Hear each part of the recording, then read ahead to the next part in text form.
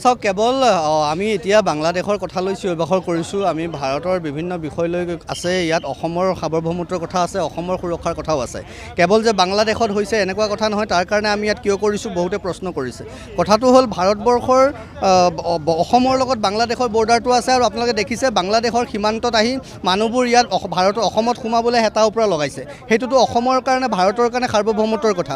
আটাইতকৈ ডাঙৰ কথাটো হ'ল যিধৰণে তাত মানুহৰ ওপৰত অত্যাচাৰ হৈছে, মানুহৰ ওপৰত হিংসা হৈছে, এয়া মানুহে মানুহক কৰিব নোৱাৰে। আপোনাৰ মোৰ দৰে সাধাৰণ মানুহে এইদৰে মানুহ মাৰিব নোৱাৰে।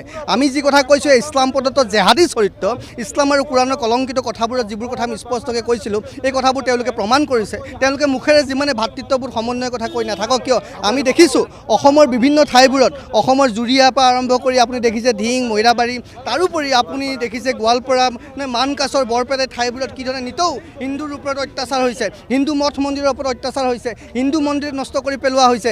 আমাৰ কৰিমগঞ্জ, হাইলাকান্দিত দেখিছে কি ধৰণে প্ৰতিটো মুহূৰ্তত নষ্ট কৰি থকা হৈছে। গতিকে এই কথাটো অসমৰ জনগণে বুজি পাওক, উপলব্ধি কৰক। কাৰণ ইতিমধ্যে অসমত বাংলাদেশৰ নিচিনা এটা প্ৰক্ৰিয়া আৰম্ভ কৰি দিছে সেইসকল আঁতত আহিয়ে। আমি কেৱল এই কথাটো কৈছোঁ তেনেকুৱা ঘটনা যাতে নহয়, ঘটি আছে অসমতো।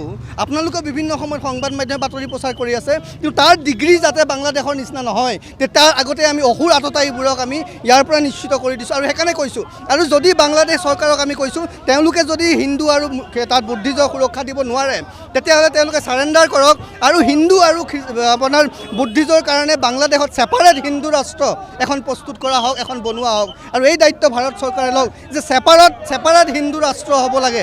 হিন্দুখিনিক হিন্দু আৰু বুদ্ধিষ্টক কেন্দ্ৰ কৰি বাংলাদেশত এখন ছেপাৰেট হিন্দু ৰাষ্ট্ৰ হ'ব লাগে, তাৰ পোষকতা কৰিছোঁ। সেই কথা আমি ভাৰতৰ প্ৰধানমন্ত্ৰীকো কৈছোঁ, ভাৰতৰ ৰাষ্ট্ৰপতিকো কৈছোঁ, আমি ছেক্ৰেটাৰী জেনেৰেল ইউনাইটেড নেশ্যনছলৈকো লিখিছোঁ।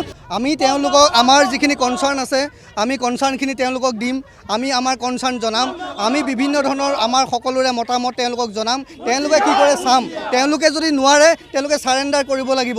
আৰু তেওঁলোকক আমি এই কথা কৈছোঁ, যদি তাত বাংলাদেশত যদি হিন্দু বুদ্ধিজৰ সুৰক্ষা তেওঁলোকে প্ৰদান কৰিব নোৱাৰে, তেতিয়াহ'লে তাত ছেপাৰেট এখন হিন্দু ৰাষ্ট্ৰ বাংলাদেশ ভাঙিব কৰিব লাগিব, ছেপাৰেট হিন্দু ৰাষ্ট্ৰ।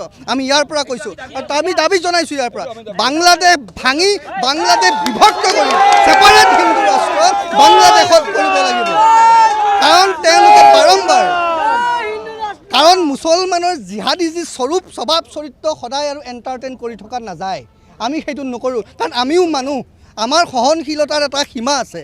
গতিকে আমাক মানুহ হৈ থাকক, আমি তেওঁলোককো মানুহ বুলিয়েই ভাবিছোঁ। কিন্তু মানুহে যেতিয়া অসুৰৰ নিচিনা হ'ব, অসমীয়াত আমাৰ কি কৰে, বা আমাৰ সমাজত, হিন্দু সমাজত কুকুৰটো পাগল হৈ যেতিয়া যায়, কুকুৰটোক মাৰি পেলাই মেডিচিন দি কিবা দি গুলি মাৰি দিয়ে কুকুৰটো মৰি যাবলৈ।